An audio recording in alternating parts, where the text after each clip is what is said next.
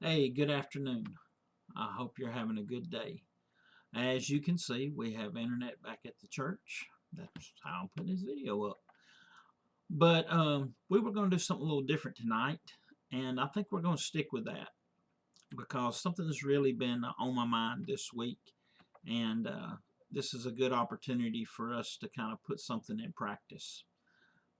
We've been really focusing on teaching and Sunday school and sermons and making and daily devotions and making sure you have a lot of content. But all the content doesn't do any good unless we put it in action to use. And that might be, we might hit what's a creative block or something with the whole restrictions we got going on. So, what I wanted to do tonight was talk to you about looking for ways for you to put into practice what you're learning through all this, through COVID-19 quarantine, through kind of being isolated. And how can you think through, how can you still actively obey the Word of God? And there's a passage in James that talks about this, and it's James chapter 1, verses 22 through 25. So I want to read it. But be doers of the word, and not hearers only, deceiving ourselves. For if anyone is a hearer of the word and not a doer, he is like a man who looks intently at his natural face in a mirror. For he looks at himself and goes away and at once forgets what he was like. But the one who looks into the perfect law, the law of liberty, and perseveres, being no hearer who forgets, but a doer who acts, he will be blessed in his doing.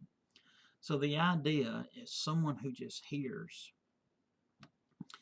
and then it doesn't make an impact on them. If you hear and you don't do, then what you're learning really doesn't make an impact.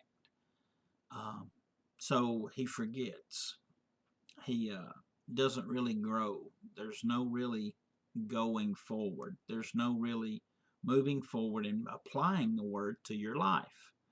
So we're hearing about all these things about persevering through difficult times, having faith through struggles and difficulties when things go haywire, still keeping on and still trusting and still serving the Lord. And that's what we want to do. So tonight at 6:30 or at some point in time between now and before you go to bed, do some practical things to think of someone else other than yourself during this time.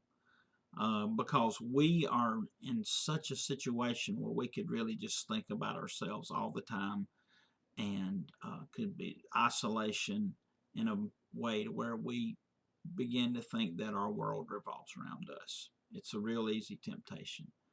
So, a couple ideas. You can pray for others, for your neighbors.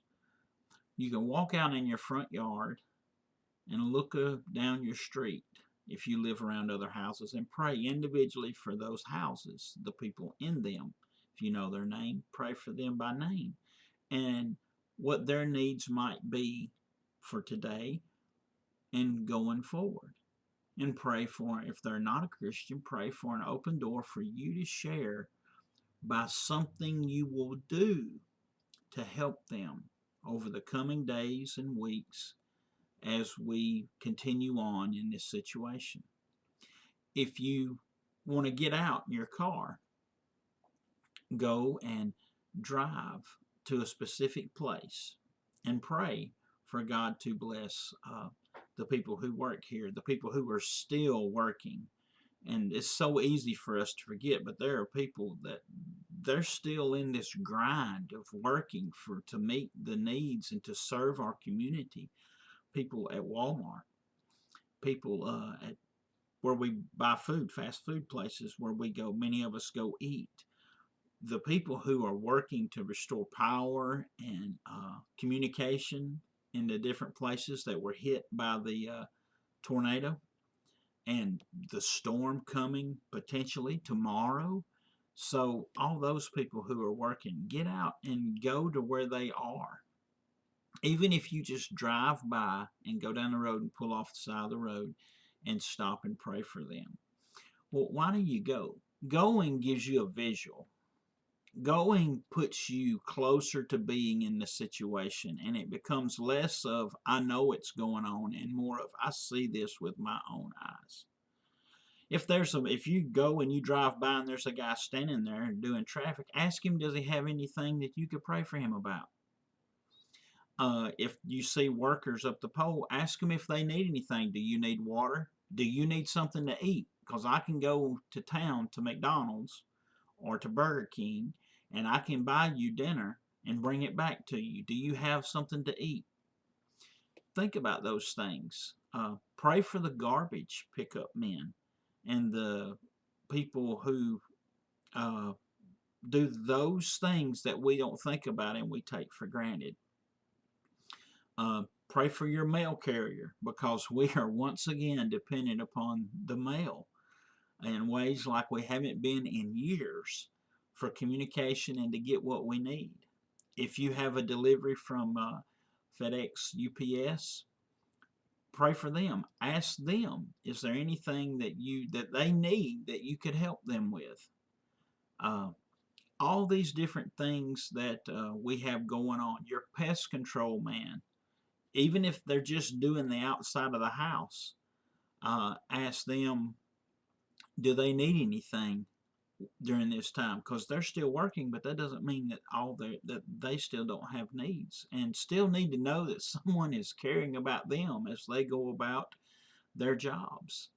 Uh, your police, if you see a officer in uniform, there's nothing wrong with you asking them. If you're at the store or you're out buying, going through a drive-through, ask them, hey, can I buy your dinner tonight? You're out here protecting and serving. Can I buy your dinner tonight? Because they don't get comp those meals at a lot of places. So just think about those things, those practical things about that are all around you.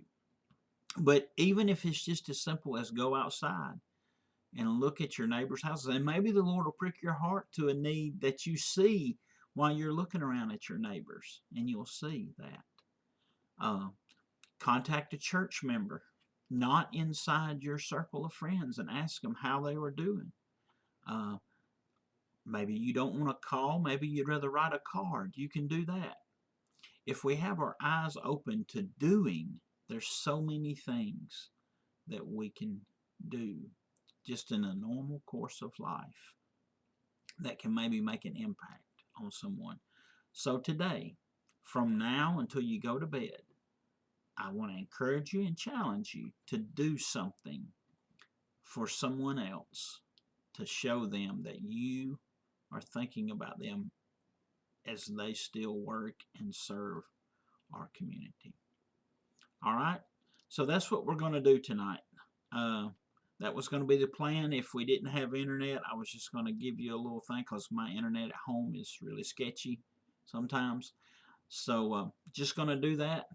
So do that tonight. Be a doer, not just a hearer, but be a doer. And in being a doer, what God teaches us becomes less about something we think about and something that takes root in our heart and becomes more of a part of who we are.